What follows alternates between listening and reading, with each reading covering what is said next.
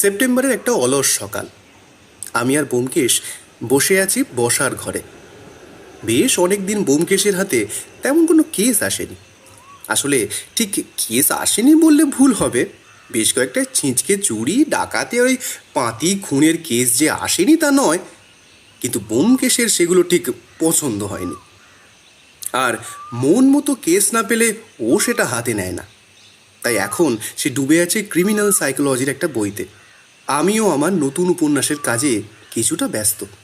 এহেন সময় ঘরে প্রবেশ করলো বৌঠান। হাতে ধরা ট্রেতে 3 পেয়ালা চা আর বিস্কুট। ট্রেটা টেবিলে রেখে সে আমাদের উদ্দেশ্য করে বলল, কি গো, রাম লক্ষ্মণ এরকম অলসভাবে ঘরে বসে আছো কেন? কোনো কেস টেস নেই নাকি হাতে? ব্যোমকেশই স্তব্ধতা ভঙ্গ করল। সে বলল, তাই তো দেখছি, শহর কলকাতার সব বাঘা বাঘা অপরাধীরা সন্ন্যাস নিয়ে নিল নাকি কি জানি। ব্যোমকেশের কথায় আমিও হেসে ফেললাম। এভাবেই নানা রকম গল্প কথার মধ্যে দিয়ে চা পান চলতে লাগলো। চা পান শেষে সবে আমি আর ব্যোমকেশ বাজারের ব্যাগগুলো হাতে নিয়ে ঘর থেকে বের হতে যাব, এমন সময় টেলিফোনটা বেজে উঠল। ব্যোমকেশ নিজেই ঘরে গেল ফোনটা রিসিভ করার জন্যে। মিনিট 5 পরে সে ঘর থেকে বেরোলো। দেখলাম ওর মুখ বেশ গম্ভীর। আমি জিজ্ঞেস করলাম, বলে, কে ফোন করেছিল ভাইয়া? দাসবাবুর ফোন। তা কি বললেন দারোগাবাবু যে তা শুনে তোমার মুখ এতটা গম্ভীর হয়ে গেল? একটা নতুন কেস আসবে মনে হচ্ছে। কি নিয়ে কেসটা? তা দাসবাবু ঠিক ভেঙে বললেন না। উনি ঘন্টাখানেক বাদে একবার আসছেন আমাদের বাড়ি। চলো এই ভাগে বাজারটা সেরে আসি। আমরা দুজন বাজার সেরে ঘরে ফিরলাম ওই সকাল 10টা নাগাদ। আমরা ফেরার মিনিট 10 মধ্যেই আমাদের বাড়িতে এলেন দাসবাবু। দাসবাবুর সাথে ব্যোমকেশের সখ্যতা অনেক দিনের। বহু কেসে ওরা দুজন একসাথে কাজ করেছে। দাসবাবুর মতো নিয়মনিষ্ঠ কড়া ধাঁচের অফিসার সচরাচর দেখা যায় না। না জানি এবার কোন কেসে ব্যোমকেশের সহায়তায় ওনার আগমন। ব্যোমকেশ দাসবাবুকে উদ্দেশ্য করে বলল, কি মশাই, বেশ বিব্রত দেখাচ্ছে যে, ব্যাপারটা কি? ব্যাপার বেশ গুরুতর ব্যোমকেশবাবু। উপর মহল থেকে আমাদের কলকাতা পুলিশের নিরাপত্তা দান আর তদন্ত পদ্ধতির উপর যেন প্রশ্নচিহ্ন পড়ে যাচ্ছে। আমি পুরোটা খুলে বলুন দাসবাবু।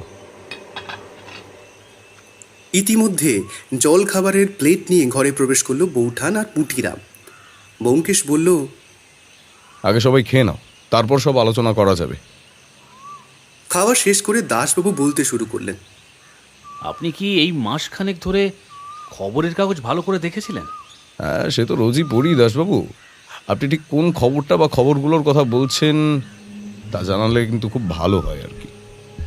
আসলে কয়েকটা মৃত্যু হয়েছে।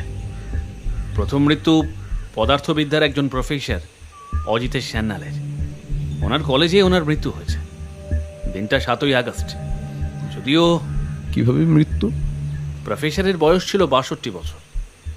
বেশ কিছু বয়সজনিত রোগ ব্যাধিও ছিল। সেদিন কলেজে তিনি যান সকাল 10টা নাগাদ। লাঞ্চ ব্রেকের পরে তিনি যাচ্ছিলেন দরকারতলায় একটা ক্লাস নিতে। আর সেখানে ওঠার সময় হঠাৎ সিঁড়িতে লুটিয়ে পড়েন তিনি। মিনিট কয়েকের মধ্যেই তার মৃত্যু হয়। তো এই মৃত্যুতে অস্বাভাবিক কিছু পেয়েছিলেন আপনি? না ব্যোমকেশবাবু, এই মৃত্যুর তদন্ত আমি করি, করেছিলেন স্থানীয় থানার অফিসার। যদিও পরে তার সঙ্গে কথা হয়েছে আমার, কিন্তু প্রাথমিক তদন্তে কিছু অস্বাভাবিক বলে মনে হয়নি। হার্ট অ্যাটাক বলেই মনে করা হয়েছিল। তাহলে এখন সন্দেহটা বাড়ছে কেন দাসবাবু? সমস্যার কারণ বাকি আরও 3টে মৃত্যু। আচ্ছা, আপনি খুলে বলুন, আমি দরকার মতো আপনাকে জিজ্ঞাসা করে নেব। পরের মৃত্যুটা হয় 14ই আগস্ট। মৃতের নাম রথিন রায়। বয়স ওই ধরুন 60-এর কাছাকাছি। পেশায় তিনি ছিলেন একজন ব্যারিস্টার। হ্যাঁ দাসবাবু, ওনার মৃত্যুর খবরটা আমি কাগজে পড়েছি। গাড়ি চালানোর সময় অ্যাক্সিডেন্টে মৃত্যু। তা ঠিক ব্যোমকেশবাবু, কিন্তু এখানের পত্রিকাগুলোতে পুরো খবরটা যথাযথভাবে বের হয়। পুরো খবর এই যে গাড়িতে ব্যারিস্টার সাহেব একা ছিলেন না, সাথে তার অ্যাসিস্ট্যান্ট সুজিত ছিল। অল্পের জন্য প্রাণে রক্ষা পেয়েছেন ওই অ্যাসিস্ট্যান্ট ভদ্রলোকটি। পরে ওনাকে জেরা করে জানা যায় যে গাড়ি চালাতে চালাতে হঠাৎই অজ্ঞান হয়ে যান রায় সাহেব। আর সেই মুহূর্তেই নিয়ন্ত্রণ হারিয়ে দুর্ঘটনার কবলে পড়ে গাড়িটা। সুজিতের চোট সেরকম গুরুতর ছিল না, কিন্তু রায় সাহেব ঘটনাস্থলেই মারা যান। আচ্ছা, এই মৃত্যুতে সন্দেহের কারণ কি আপনার? এই ঘটনাটা ঘটেছে আমার থানারই অধীনস্থ এলাকায়, তাই আমি তদন্ত করছিলাম। প্রথমে কিছুই অস্বাভাবিক লাগেনি, কিন্তু দেহ পোস্টমর্টেম করার পর জানা যায় রায় সাহেবের মৃত্যুর প্রধান কারণ শুধু অ্যাক্সিডেন্ট নয় ব্যোমকেশবাবু। অ্যাক্সিডেন্ট ওনার মৃত্যুর প্রধান কারণ নয়, তাহলে কি? নিকোটিন। তার ফুসফুসে মাত্রাতিরিক্ত নিকোটিনের উপস্থিতি মিলেছে। সেই নিকোটিনের প্রভাবেই তার হৃদযন্ত্রের ক্রিয়া বন্ধ হয়, আর তা থেকেই মৃত্যু। আচ্ছা, উনি কি অধিক ধূমপান করতেন? আসলে অনেক সময় একটানা অতিরিক্ত ধূমপান করলেও কিন্তু এটা হতে পারে। হ্যাঁ ব্যোমকেশবাবু, আমরাও সেটাই ভেবেছিলাম, তাই আর ওই নিয়ে জলঘোলা করিনি। আসলে এই মৃত্যুটাও আমাদের মনে সেভাবে সন্দেহের সঞ্চার করেনি। এর পরের মৃত্যুটাও অদ্ভুত। আপনি বলতে থাকুন দাসবাবু। তৃতীয় মৃত্যুটা হয় 21শে আগস্ট। মৃত ব্যক্তি একজন ব্যবসায়ী, তার নাম গজপতি সেন। বয়স আন্দাজ 60-এর ঘরে। এনার মৃত্যুটা এতটাই সাধারণ যে সেটাকে অস্বাভাবিক মনে হবার কোনো কারণই নেই ব্যোমকেশবাবু। আচ্ছা, কিভাবে হয়েছিল এই মৃত্যু? ব্যবসায়ী ভদ্রলোকটির একটা অভ্যাস ছিল, তিনি প্রতিদিন দুপুরে তাদের পাড়ার পুকুরেই স্নান সারতেন। যেদিন তার মৃত্যু হয় সেদিনও তিনি একই কাজ করার অভিপ্রায় নিয়েই বাড়ি থেকে বের হয়েছিলেন, কিন্তু পুকুরে নামার কিছুক্ষণের মধ্যেই তিনি জ্ঞান হারান এবং জলে ডুবে যেতে থাকেন। এটা লক্ষ্য করে পাড়ার জনা কয়েক ছেলে। তারা শীঘ্রই পুকুরে নেমে গজপতিবাবুকে উদ্ধার করে হাসপাতালে নিয়ে যায়, কিন্তু হাসপাতালে পৌঁছে জানা যায় কিছু সময় আগেই ওনার মৃত্যু হয়েছে। তবে আশ্চর্য এর পরের ঘটনা। দেহ পোস্টমর্টম করে যেটা পাওয়া গেল সেটা দেখে তো স্থানীয় অফিসারের চক্ষু চড়ক গাছ। কি ছিল পোস্টমর্টম রিপোর্টে? ওনার পাকস্থলিতে মিলেছে অতিরিক্ত নিকোটিন। কি করে তার শরীরে গেল সেটাই তো বড় প্রশ্ন। এই মৃত্যুটার তদন্ত কিন্তু হয়েছে, তবুও কিছু বোঝা যায়নি ব্যোমকেশবাবু। বুঝলাম। তারপর? এরপরে হলো চতুর্থ মৃত্যু। সেটাই দিন চারেক আগের ঘটনা। আজকে তো মাসের 1 তারিখ। শেষ মৃত্যুটা হলো গত 28শে আগস্ট। এবার মৃতা এক মডেল, তার নাম ছিল তনিমা বিশ্বাস। এই মৃত্যুটা কিভাবে হলো দাসবাবু? এটা কিভাবে হলো তা জানি না ব্যোমকেশবাবু, কিন্তু আপনাকে আমি ঘটনাক্রমটা বলতে পারি। আচ্ছা, তাই বলুন। তনিমার বয়স 25 বছর। সে অপরূপা সুন্দরী, মডেল হিসেবেও তার বেশ নামডাক। বিভিন্ন ক্যামেরাম্যান অর্থের বিনিময়ে তার ছবি তোলেন এবং সেগুলোও পরে বিজ্ঞাপন দেবার কাজে ব্যবহার করেন। যদিও তনিমা ভদ্রবাড়ির মেয়ে, তাই অশ্লীল ছবি সে তোলাতো না। এবার ঘটনাটা যা ঘটেছিল তা অনেকটা এইরকম। ওই দিন তনিমাই দত্তপুকুরের ছবিঘর স্টুডিওতে ছবি তোলাতে যায়। আসলে ওখানে একাধিক ঘরে স্টুডিওর বন্দোবস্ত আছে। ক্যামেরাম্যানরা সেগুলো ভাড়া নেন সময়ের হিসেবে। সেদিনও ওখানকার একটা ঘর ভাড়া নেন অরিত্র চৌবে নামের এক ফটোগ্রাফার। বলাই বাহুল্য যে তিনি তনিমার ছবি তুলতেই সেখানে ঘর ভাড়ায় নিয়েছিলেন। ফটোশ্যুট শেষ করে তনিমা একটি বাসে ওঠে, আর খানিক বাদে সে নিঝুম হয়ে যায়। কন্ডাক্টর ভেবেছিল যে সে ঘুমাচ্ছে, কিন্তু শেষ স্টপ এসে যাবার পরেও যখন তার ঘুম ভাঙল না, তখন কন্ডাক্টরের মনে সন্দেহ জাগে। তখন সে মেয়েটির কপালে হাত দিয়ে দেখে বরফের মতো ঠান্ডা, শরীরে প্রাণের কোনো চিহ্ন নেই। পরে হাসপাতালে দেহ পোস্টমর্টম হলে নিকোটিন সালফেটের অস্তিত্বের প্রমাণ পাওয়া যায়। এটাই তার মৃত্যুর কারণ, কিন্তু ওই যৌগ যে কিভাবে তার শরীরে গেল তা বুঝতে পারছি না ব্যোমকেশবাবু। পুলিশ এই মৃত্যুগুলোর বিষয়ে কি ভাবছে? পুলিশের ধারণা যে এগুলো সিরিয়াল কিলিংয়ের কেস, কারণ 7 দিন অন্তর মৃত্যুগুলো হচ্ছে। আর আপাতভাবে এই মৃত্যুগুলো খুব স্বাভাবিক, কিন্তু প্রতিটা মৃত্যুরই মূল কারণ গায়ে কাঁটা দেবার মতো। বুঝলাম দাসবাবু। এই কেসটা আমার বেশ গোড়ালো বলেই মনে হচ্ছে, তাই এটা আমি হাতে নিলাম। আপনি আমাকে ওই সকল মৃত ব্যক্তির নাম, ঠিকানা, টেলিফোন নাম্বার এই কাগজে লিখে দিয়ে যান। আমি আমার পথেই তদন্ত এগিয়ে নিয়ে যাব, আর আশা করি যা যা পুলিশি সাহায্য আমার দরকার হবে সেগুলো সবই আমি পাবো। আলবাত পাবেন। আর এই মৃতদের যাবতীয় তথ্য আমি লিখেই এনেছি, এই নিন। এই বলে একটা কাগজ তিনি ব্যোমকেশের দিকে বাড়িয়ে দিলেন।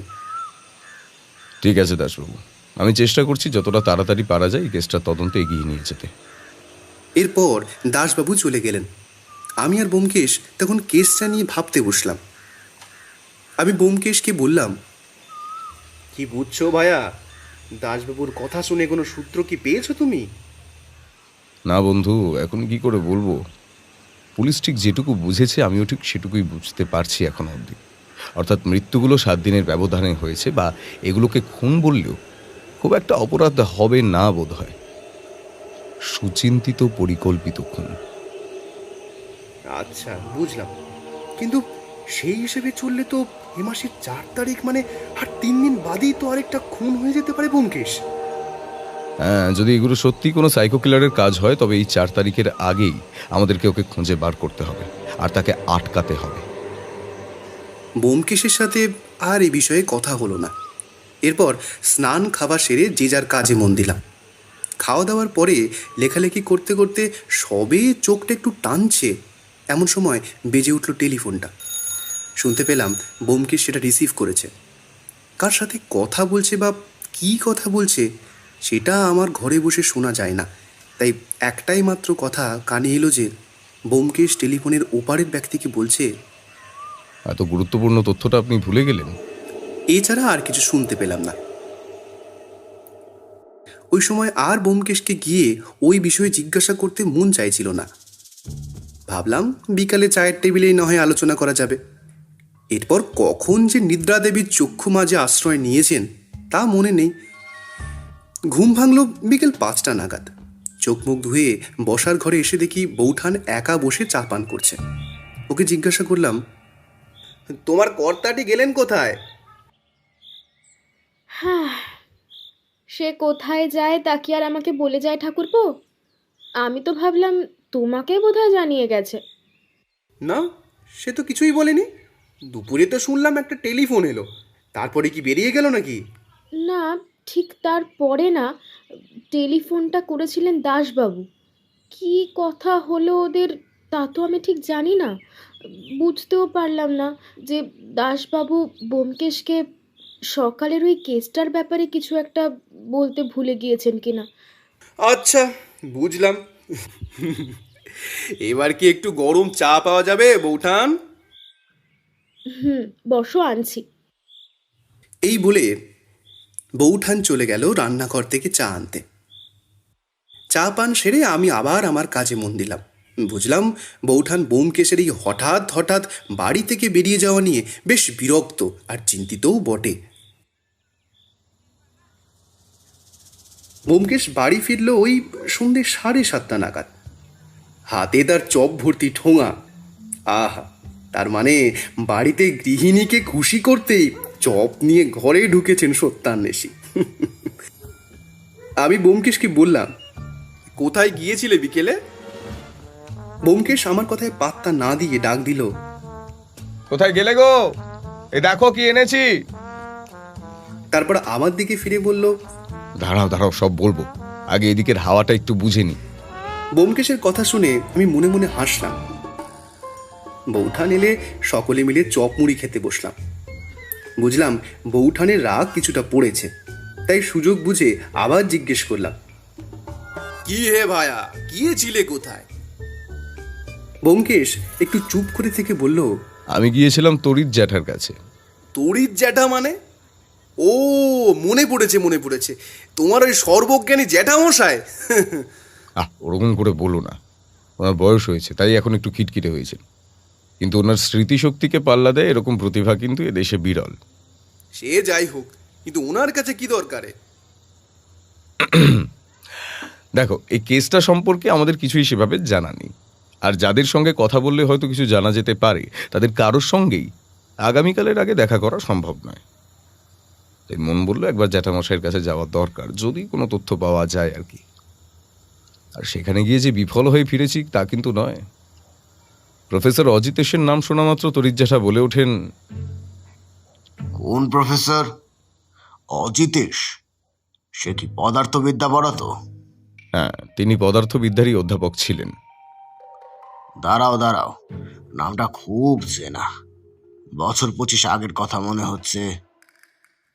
তাই এই বলে তিনি কাগজের তাক হাতড়ে একটা পুরনো কাগজ বের করলেন। তারপর বললেন, খবরটা অনেকটা এইরকম। কিশোরী হত্যার দায়ে গ্রেফতার অধ্যাপক। 15 বছরের এক কিশোরীকে বিবাহ করতে চেয়েছিলেন পদার্থবিদ্যার অধ্যাপক অজিতেশ সান্যাল। কিশোরীর পিতা বিবাহে অরাজি হওয়ায় তৈরি হয় বাকবিতণ্ডা। তার জেরেই কিশোরীকে হত্যা করেন অধ্যাপক অজিতেশ সান্যাল, এমনটাই অভিযোগ পরিবারের।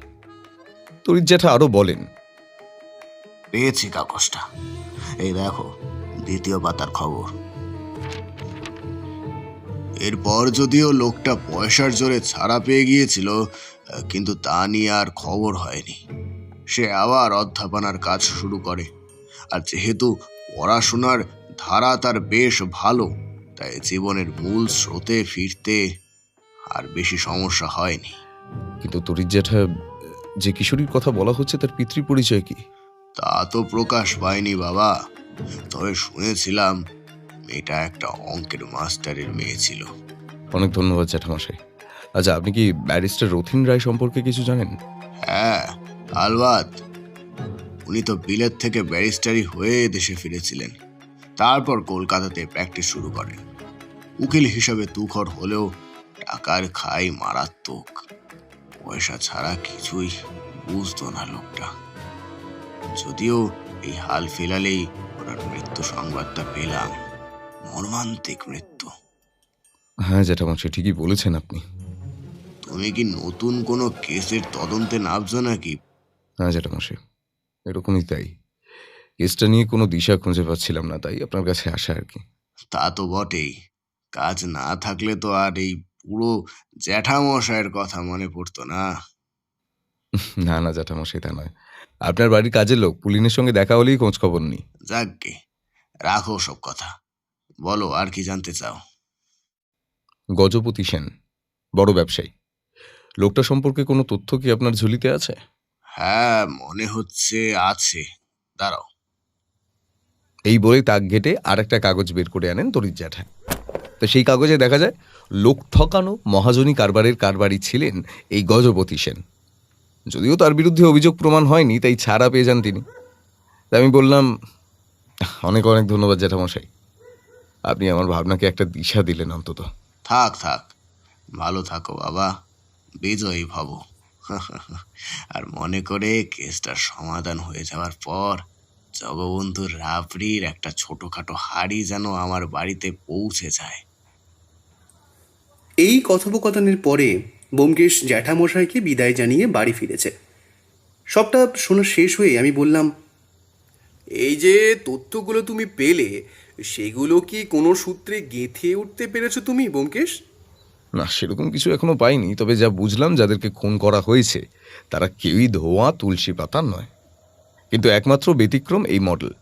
সে কোন কারণে খুন হতে পারে সেটা এখনো কিছুই ঠাউর করতে পারছি না ভাইয়া। তাহলে এরপর আমরা কোন দিকে এগোবো ব্যোমকেশ? আপাতত নতুন সূত্র পাওয়ার একমাত্র পথ হলো মৃত ব্যক্তিদের পরিবারের লোকেদের সঙ্গে কথা বলা।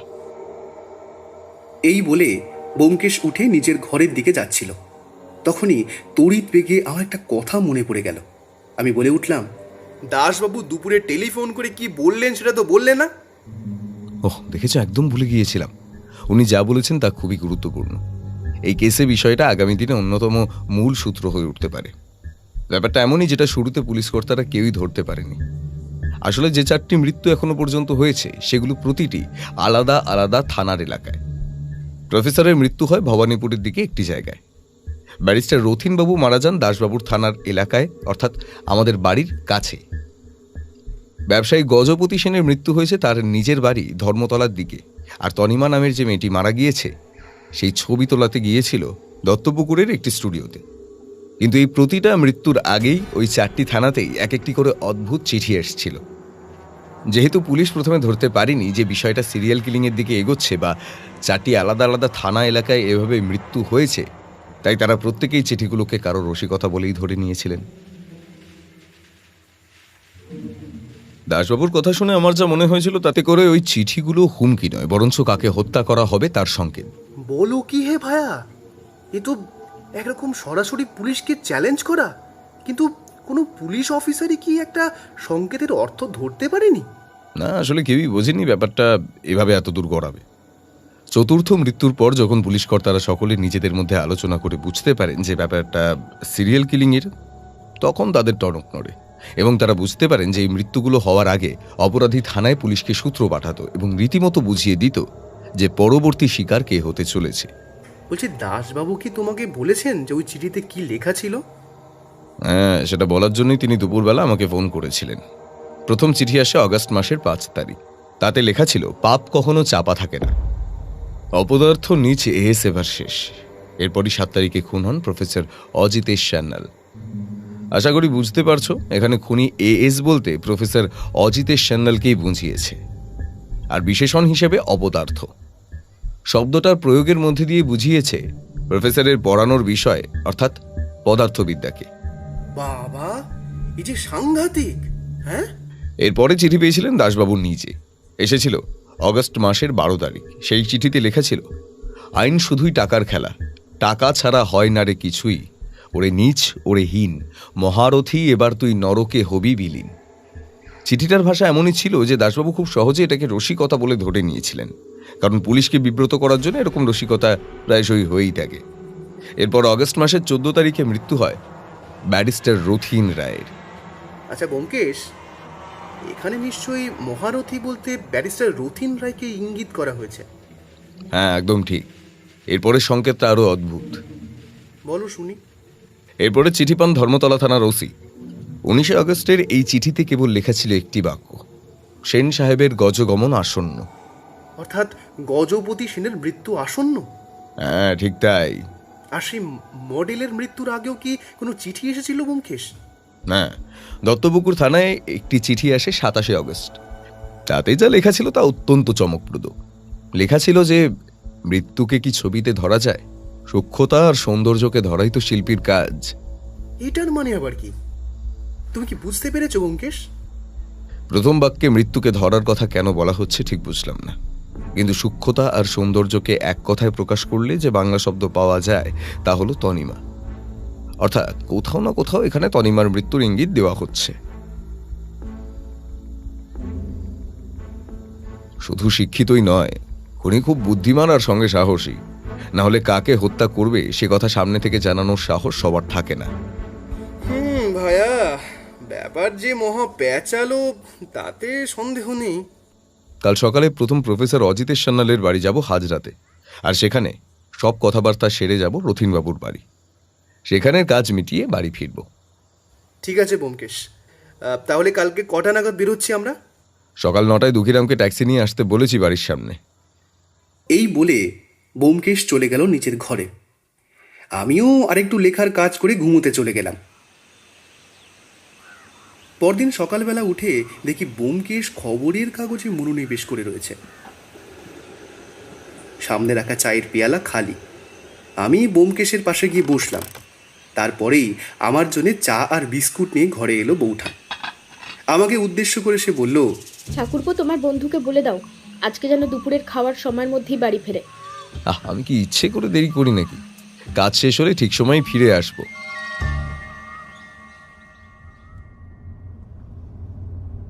দুঃখীরামের ট্যাক্সি করে অজিতেশ সান্যালের বাড়ির উদ্দেশ্যে রওনা হলাম আমরা। রাস্তায় যেতে যেতে ব্যোমকেশ ইউরোপের নানান সিরিয়াল কিলিংয়ের কেস নিয়ে আমাকে বলতে লাগলো। সেসব ভয়ানক ও সাংঘাতিক বুদ্ধিসম্পন্ন ক্রিমিনালদের কাজ। সব শুনে আমি ব্যোমকেশকে জিজ্ঞাসা করলাম, ভাইয়া কিছু বুঝতে পারছো এই কেসটা নিয়ে? না, এখনো তো কিছুই স্পষ্ট নয়। মোটিভটা খুঁজে পেলে তবু বোঝা যাবে যে কেন এই খুনগুলো হচ্ছে, আর ওই মৃত ব্যক্তিরাই বা কোন সূত্রে বাঁধা। তারপর হবে খুনিকে ধরার চেষ্টা। তাহলে দিল্লি এখনো অনেক দূর বন্ধুবর। হ্যাঁ ভাইয়া। এইসব কথাবার্তা চলতে চলতে আমরা হাজরা পৌঁছালাম। অজিতেশ সান্যালের বাড়ি খুঁজে পেতে খুব একটা সমস্যা হলো না। দুতলা বাড়ি, বেশ ছিমছাম আদলে করা। কলিং বেল বাজাতেই যে লোকটা দরজা খুলল তার বয়স প্রায় 50-এর কাছে। দেখে মনে হলো লোকটা বাড়ির বেয়ারা। মনতোষবাবু আছেন? সেই বেয়ারা শ্রেণীর লোকটা চলে গেল ঘরের ভিতর। মিনিট কয়েক পর ঘর থেকে যিনি বের হলেন তার চেহারা বেশ সাদা মাটা গ্রাম্য গোছে, চোখে মুখে শোকের ছাপ স্পষ্ট। তাকে দেখে ব্যোমকেশ বলল, আগে মনতোষবাবু, আমি ব্যোমকেশ বক্সী। কালকে টেলিফোন করে আপনার সঙ্গে যোগাযোগ করেছিলাম আর কি। হ্যাঁ হ্যাঁ, আসুন ব্যোমকেশ বাবু, ভেতরে আসুন, ভেতরে আসুন। অমরজিৎ বাবু, আপনিও আসুন। ওনার পিছন পিছন আমরাও বসার ঘরে প্রবেশ করলাম। মনুতোষবাবু ওই বেয়ারাকে চায়ের ফরমাশ করলেন। তারপর আমাদের দিকে ফিরে বললেন, হ্যাঁ ব্যোমকেশ বাবু, বলুন, কোন জরুরি প্রয়োজনে আমার সাক্ষাৎ চেয়েছিলেন? মনতোষবাবু, আপনার দাদা অজিতেশবাবু কেমন মানুষ ছিলেন? দাদা কেমন মানুষ ছিলেন? হ্যাঁ মনতোষবাবু। হঠাৎ এমন প্রশ্ন কেন বলুন তো গোয়েন্দা মশাই? মনতোষবাবু শুনুন, প্রথমত আমি গোয়েন্দা নই, সত্যান্বেষী মাত্র।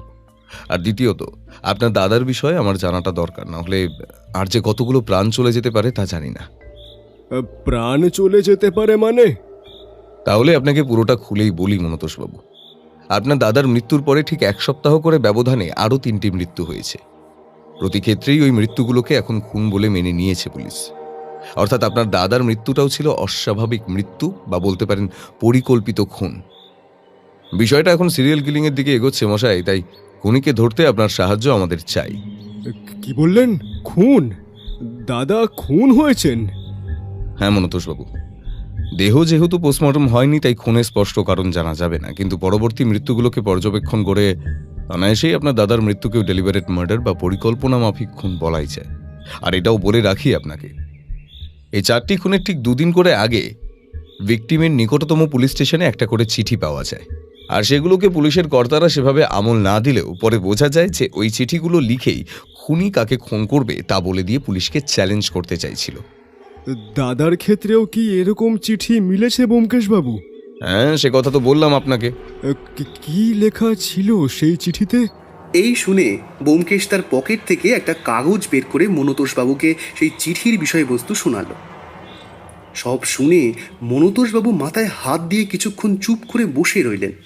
তারপর যেন একটু ধাতস্থ হয়ে বললেন, আচ্ছা ব্যোমকেশ বাবু, দাদা যদি সত্যি খুন হয়ে থাকেন তবে ওই খুনিকে ধরিয়ে দিতে সাহায্য করা আমার কর্তব্য। বলুন, বলুন কি জানতে চান আপনি? আমায় বলুন, আপনার দাদা মানুষটি ঠিক কেমন? দাদা ছোট থেকেই অসম্ভব মেধাবী ছিলেন, তাই কম বয়সেই প্রফেসরের চাকরিটা পেয়ে যান। তার পড়ানো দেখে ছাত্রছাত্রীরা মুগ্ধ হয়ে যেত। না না মহতোষবাবু, আমি ঠিক এই জিনিসটা জানতে চাইছি না। আমার মূল আগ্রহের জায়গা ওনার স্বভাব চরিত্র। এ কথা শুনে মনুতোষবাবু কিছুক্ষণ চুপ করে রইলেন। তারপর একটু গলা নামিয়ে বললেন, দাদার স্বভাব চরিত্র যে খুব একটা ভালো ছিল তা বলবো না ব্যোমকেশ বাবু।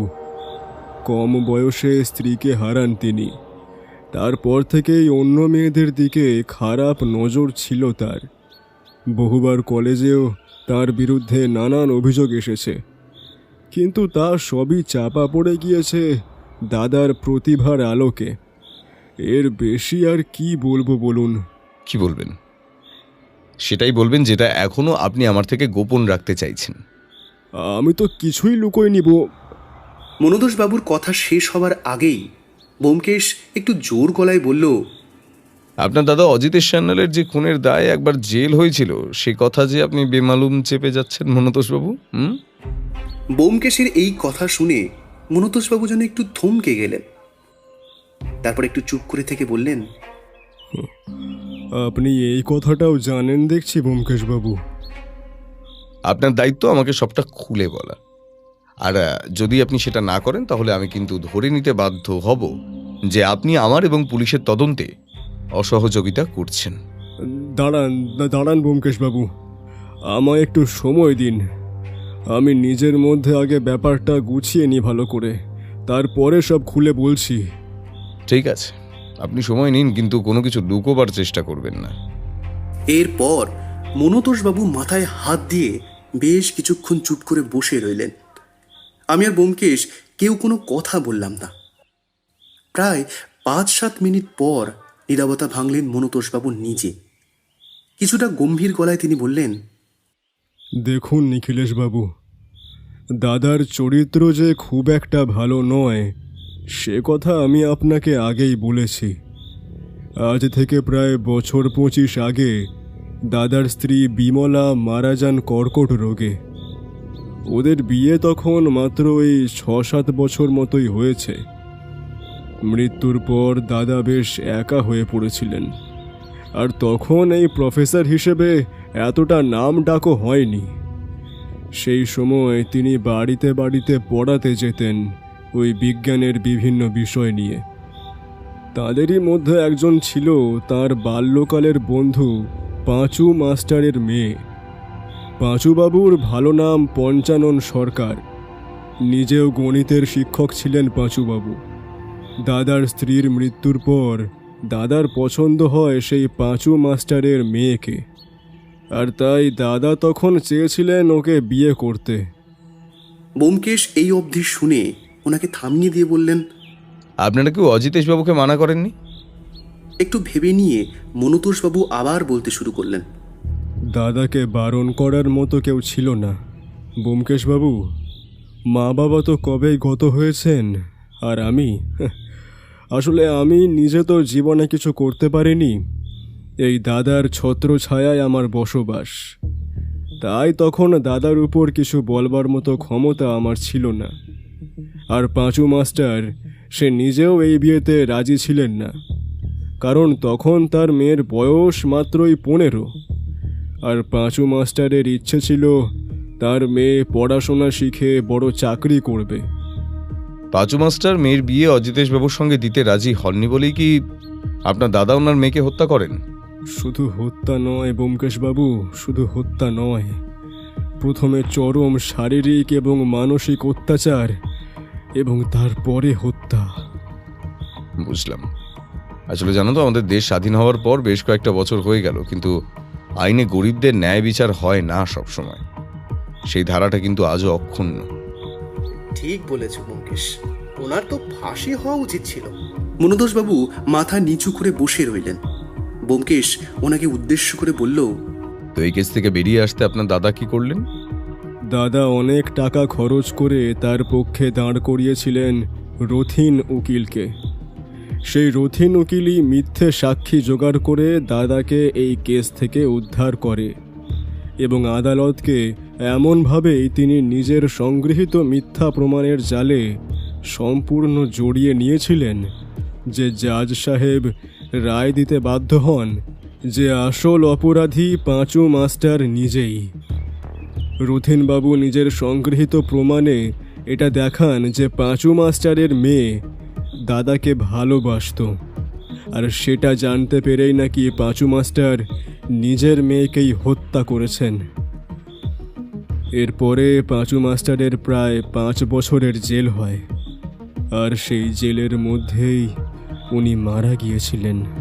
মাস্টারমশাইয়ের পরিবারে আর কে কে ছিল, আর এরপর তাদের কি হয়েছিল আপনারা কোনো খোঁজ নিয়েছিলেন কি? না ব্যোমকেশবাবু, সেই নিয়ে আমরা কোনো খোঁজ খবর আর রাখিনি। তবে আমি যতদূর জানি মাস্টার মশাইয়ের আরেকটি ছেলে ছিল, কিন্তু তখন তার বয়স ছিল অনেক কম। আর পরে খবর পেয়েছিলাম যে তার স্ত্রী মারা গিয়েছিলেন স্বামী জেলে থাকাকালীনই। আচ্ছা, বুঝলাম সবটা। এবার আমায় বলুন তো মনতোষবাবু, যে আপনার দাদা যে কলেজে পড়াতেন সেখান থেকে প্রতিদিন তিনি কোন রেস্তোরাঁয় দুপুরে খাওয়াটা সারতেন? দাদার কলেজের কাছেই একটা নামি বিলিতি রেস্তোরাঁ আছে, নাম হচ্ছে গিয়ে ওই হ্যাপি টু ইট। দাদা প্রতিদিন সেখানেই যেতেন, এবং যতদূর আমি জানি তিনি ওখানে গিয়ে একটা খাবারই খেতেন, সেটি হলো মাখন দিয়ে ব্রেড টোস্ট আর 1 কাপ কফি। ঠিক আছে মনতোষবাবু, আপনার কাছ থেকে আমরা অনেকগুলো গুরুত্বপূর্ণ তথ্য জানতে পেরেছি, এবং আশা করছি এই তথ্যগুলোর উপর ভিত্তি করে আমরা পরবর্তী তদন্তের দিকে এগিয়ে যেতে পারবো। পরে আবার যদি কোনো সাহায্য দরকার হয় আমরা আপনার কাছে আসব বা আপনার সঙ্গে যোগাযোগ করব। আপনার টেলিফোন নম্বরটা তো আমার কাছেই আছে।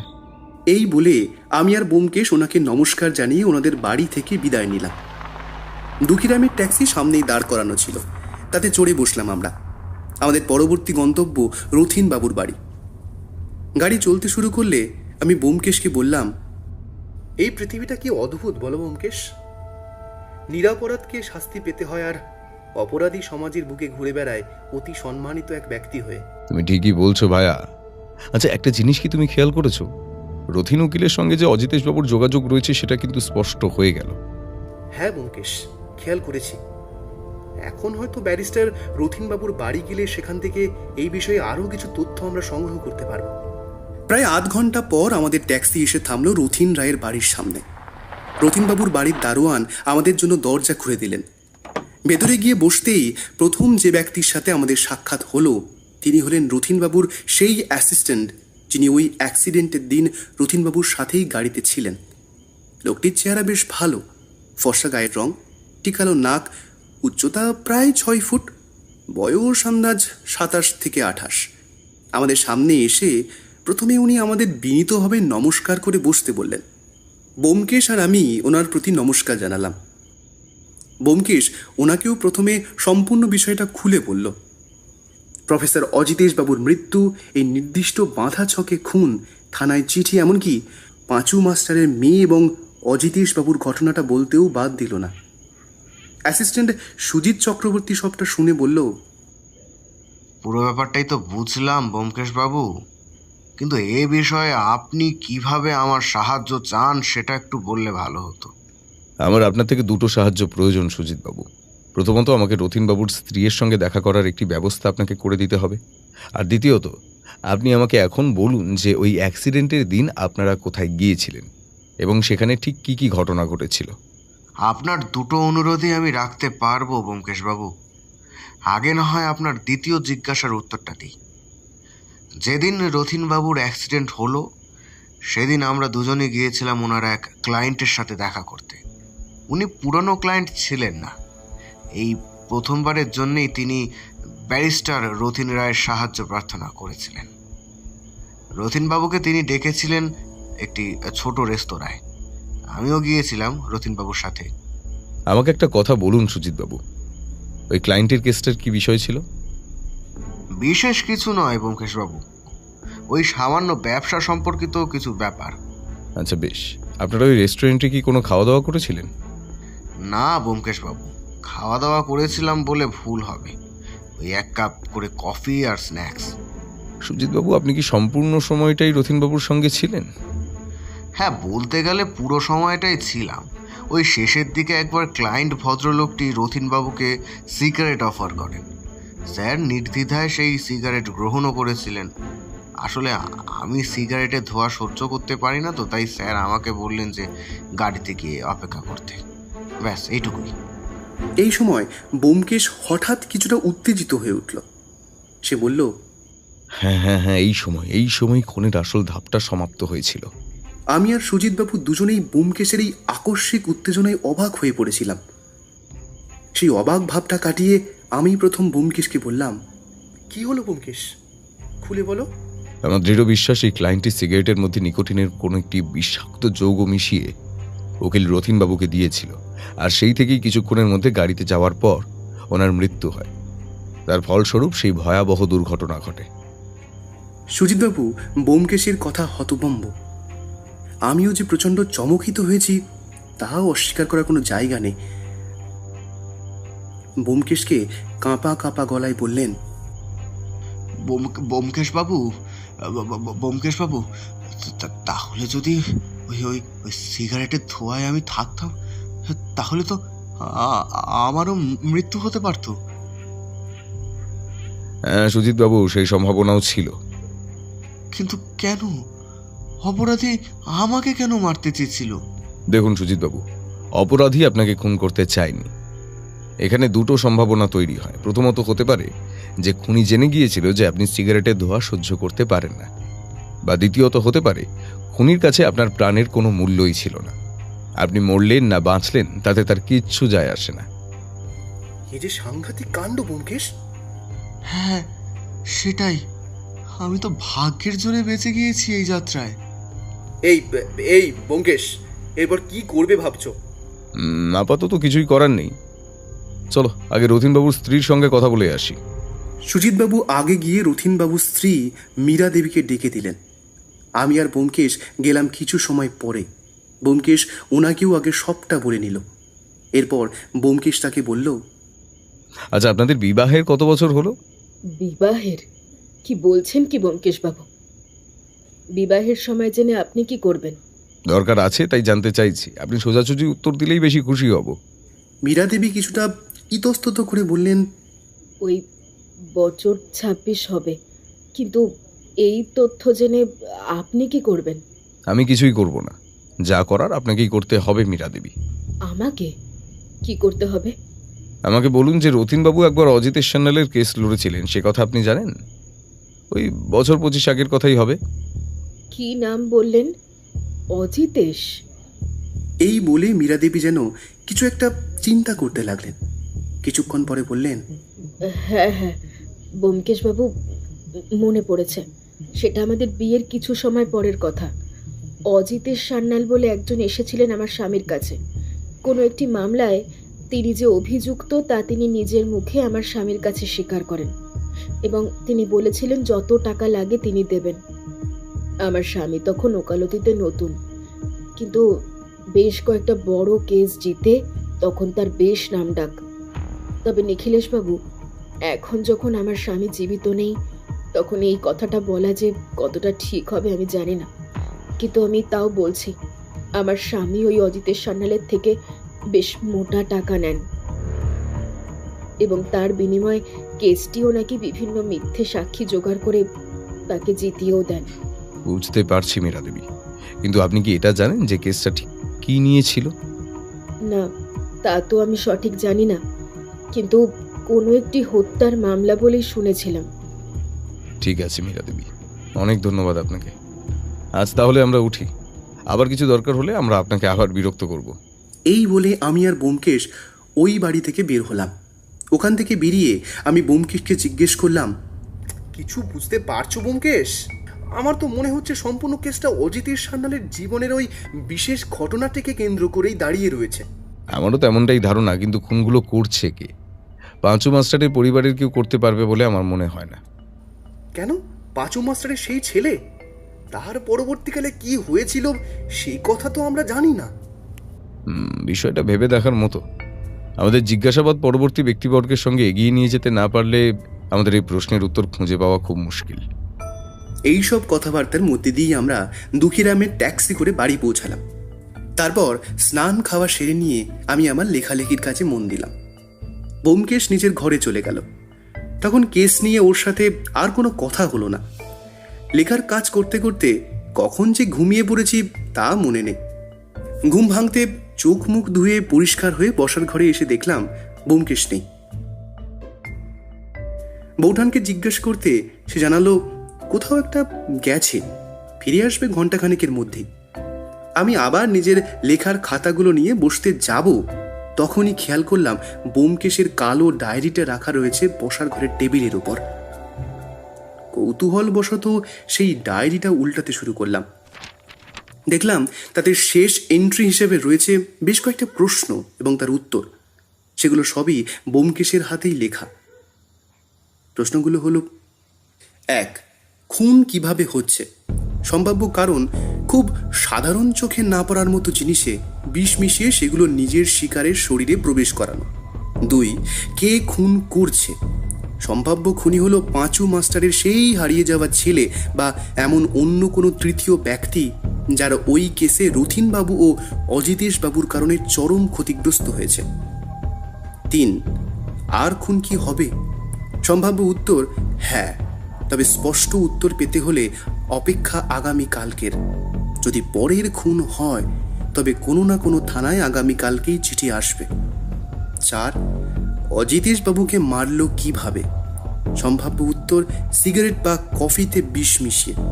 নিশ্চিত হতে হ্যাপি টু ইট রেস্তোরাঁ। প্রশ্নগুলো মন দিয়ে পড়ে আমিও বিভিন্নভাবে বিচার বিশ্লেষণ করে নিজের মতো করে উত্তরগুলো ভাবতে আর সবকটা সূত্রকে মেলাতে শুরু করলাম। যদিও একটা জায়গার পরে বিফল হয়ে আবার নিজের কাজে মন দিলাম। ব্যোমকেশ ফিরল প্রায় 1.5 ঘন্টা পরে। ব্যোমকেশ ঘরে ফেরার পর লক্ষ্য করলাম তার মুখ বেশ গম্ভীর। ও হাত মুখ ধুয়ে এসে বসার ঘরে প্রবেশ করলো। আমার উল্টো দিকের চেয়ারটায় বসে সে নিজেই প্রথম নীরবতা ভাঙল। বুঝলে বন্ধু, ব্যাপার বেশ ঘোরতর। আমি তখন কিছুটা নিজেকে গুছিয়ে নিয়ে ব্যোমকেশকে প্রশ্ন করলাম, তুমি কোথায় গিয়েছিলে ভায়া, আর সেখানে গিয়ে কি জানতে পারলে?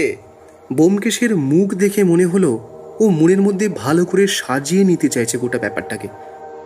একটু পরে মুখ খুলে ধীরে ধীরে ও বলল, আমি প্রথমে গিয়েছিলাম হ্যাপি টু ইট রেস্তোরাঁতে।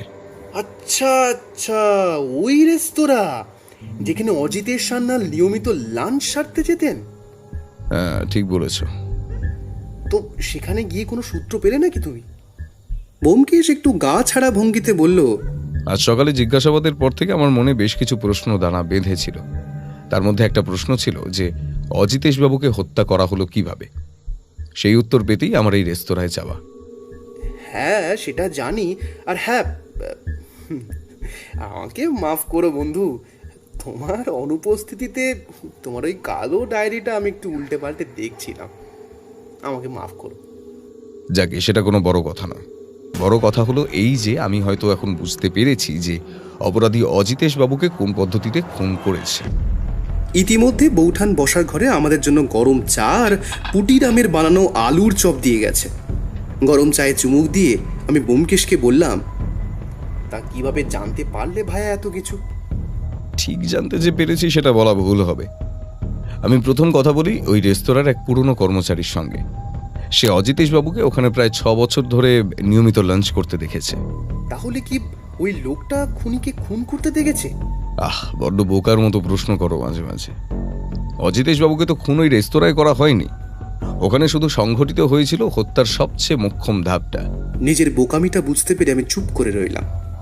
ব্যোমকেশ আবার নিজের মতো বলতে শুরু করলো, রেস্তোরাঁর ওই কর্মচারীটি আমাকে জানায় অজিতেশ বাবু প্রায় প্রতিদিনই ওই দুপুরবেলা 1টা নাগাদ ওখানে খেতে আসতেন। ওনার বেশিরভাগ দিনের খাওয়া দাওয়া হয়েছিল খুব বাঁধা ধরা। 1 কাপ কফি আর 2টো ব্রেড টোস্ট দিয়েই উনি নিজের লাঞ্চ সারতেন।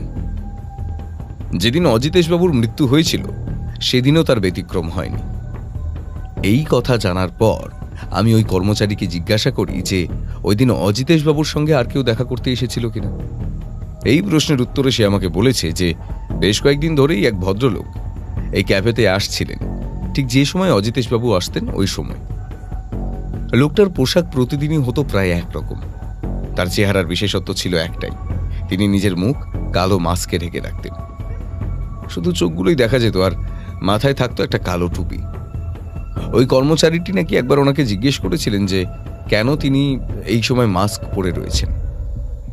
এর উত্তরে তিনি জানান যে তার ডাস্ট অ্যালার্জি রয়েছে। কিন্তু ওই দিনের আগে তিনি কখনোই অজিতেশ বাবুর সঙ্গে কথা বলেননি। যেদিন অজিতেশ বাবুর মৃত্যু হয়েছিল সেদিন ওই লোকটি রেস্তোরাঁতে এসেছিল কিছুটা আগে।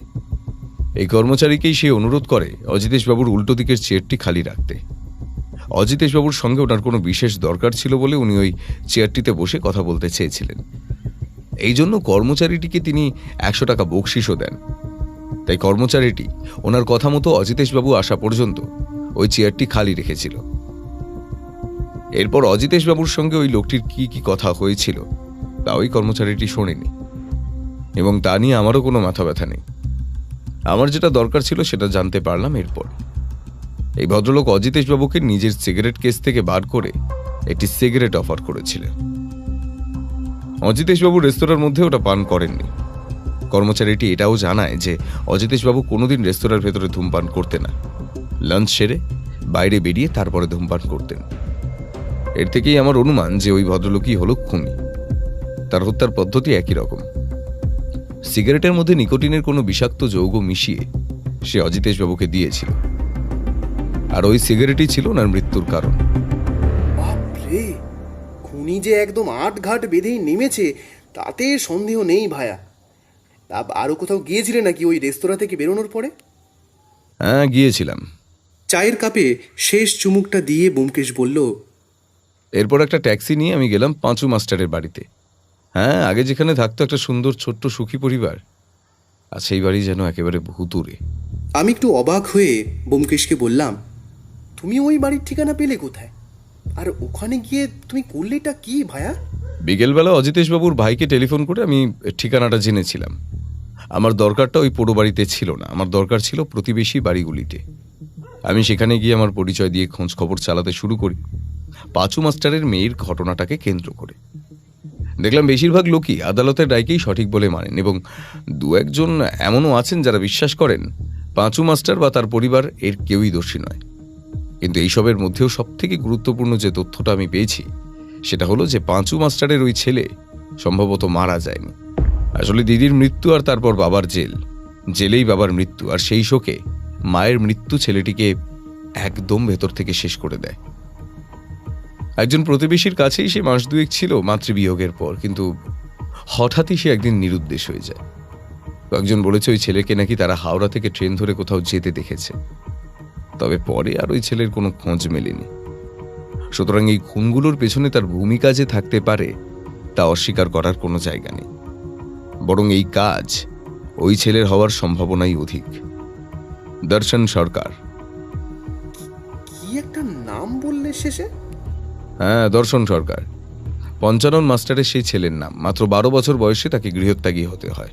আমি কিছুটা চুপ থাকার পরে ব্যোমকেশকে বললাম, দেখো ভায়া, আমার মনে হয় যদি পাঁচু মাস্টারের ওই হারিয়ে যাওয়া ছেলে এই কাজগুলো করে থাকে, আর যে যাই বলুক, মানবিকতার খাতিরে আমি অন্তত তাকে অপরাধী বলে মেনে নিতে পারি না। তার দিদি ও বাবার সাথে যে অনাচার হয়েছে তা সত্যিই দণ্ডনীয় অপরাধ। শুধু কয়েকটা নরকের কীট আর তাদের টাকার জোর, এই দুইয়ের কারণেই যথাযথ বিচার পায়নি পঞ্চানন মাস্টারের পরিবার। আজ এত বছর পর ফিরে এসে ওনার ছেলে যদি প্রতিহিংসার চরিতার্থ করতে চায়, তাতেই অপরাধ কি ভায়া? আমার কথাগুলো যেন ব্যোমকেশকেও কিছুটা ভাবিয়ে তুলল।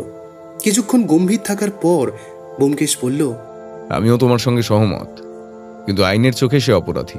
এখনো পর্যন্ত 4টে খুন সে করে ফেলেছে, আর একজন সত্যান্বেষী হিসেবে আমার কাজটা সত্যটাকে খুঁজে বার করা, তারপর বাকিটা আইনের অধীনে। ব্যক্তিগতভাবে কাউকে শাস্তি দেওয়া আমার কাজ নয়। সত্যিই কে অপরাধী তা বিচার করা স্বয়ং ঈশ্বরের কাজ। আমরা তো সেই কাজের মাধ্যম মাত্র।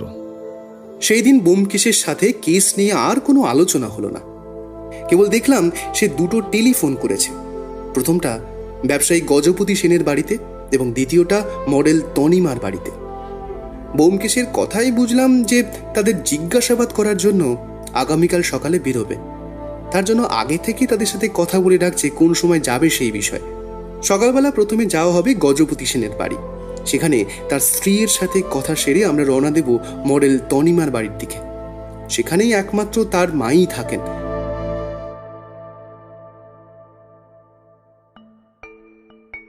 দুঃখীরামের ট্যাক্সিকে আগে থেকেই বলা আছে সে সময়ে চলে আসবে। দুঃখীরাম নিজের ট্যাক্সি নিয়ে এলো ওই সকাল 7:30 নাগাদ। সেখান থেকে প্রথমে আমরা গেলাম গজপতি সেনের বাড়ি। ওর বাড়ি ধর্মতলার দিকে। ওখানে পৌঁছাতে আমাদের বেশ কিছুটা সময় বেশি লেগে গেল রাস্তার ট্রাফিকের জন্য।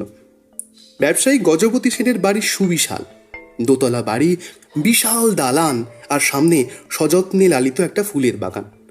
মূল বাড়িতে প্রবেশ করতেই বাড়ির মালি আমাদেরকে অপেক্ষা করতে বলে বাড়ির ভেতর থেকে কাউকে একটা ডাকতে গেল। কিছুক্ষণ পর যিনি ঘরের বাইরে এলেন তিনি একজন স্ত্রীলোক, বয়স আন্দাজ 50-এর ঘরে। পরনে সাদা শাড়ি, হাতে শাখাবলা বা সিঁথিতে সিঁদুর নেই, চোখে মুখে তখনও শোকের ছায়া। বুঝতে অসুবিধা হলো না ইনিই প্রয়াত গজপতি বাবুর স্ত্রী মাধবী। আমাদেরকে নমস্কার জানিয়ে উনি আমাদের ভিতরে আসতে বললেন। ওনার সাথে আমরা গেলাম ওই বাড়ির বৈঠকখানায়। সেখানে আমাদেরকে বসতে বলে উনি বেয়ারাকে চায়ের কথা বলতে গেলেন। মিনিট কয়েক পর উনি ফিরে এলে ব্যোমকেশই প্রথম জিজ্ঞাসাবাদ শুরু করলো। মাধবী দেবী, আপনার স্বামীর কি কোনো শত্রু ছিল? মানে এমন কেউ যে আপনার স্বামীকে এভাবে মারতে পারে বলে আপনি মনে করেন? উনি ব্যবসায়ী মানুষ ব্যোমকেশবাবু, ওনার শত্রুর অভাব ছিল না। কিন্তু ওনাকে তো বিষ দিয়ে মারা হয়েছে।